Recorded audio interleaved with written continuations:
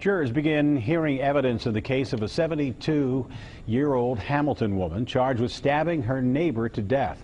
Dolores Jackson faces charges of murder and tampering with evidence in the death of Diana Ross. Local 12 News reporter Larry Davis was in the courtroom as the trial involving two feuding families got underway. He joins us live with more on day one of Jackson's trial. Larry? Hi, Rob. Well, after a jury selection process which lasted nearly 6 hours, the prosecution began presenting its case this afternoon. And one of the first witnesses to take the stand was told the jury that Dolores Jackson and Diana Ross had a history of arguing. Their last argument, though, turned violent. But prosecutors say there was no justification for Jackson to take Ross's life. On trial for murder is 72-year-old Dolores D.D. Jackson, the defendant, small in stature, who wrapped herself tightly in a coat to stay warm.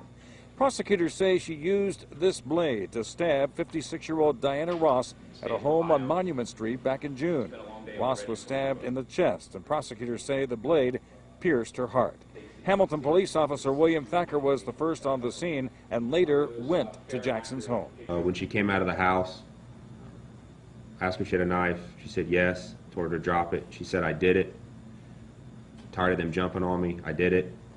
She set the knife down. Deborah Cook says the two women often argued and argued again at the home on Monument Street. Cook described the two women tussling, and she says she didn't pay any attention to what they were talking about until she saw that Ross had been stabbed. Diane come around the table, and she was flumping, stumbling like, and she fell in the chair, back like that. That's when I ran over there to her when I saw the blood on her.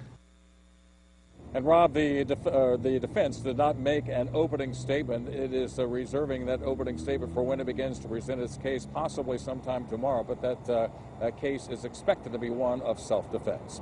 Live in Hamilton, Larry Davis, Local 12 News. Rob, back to you.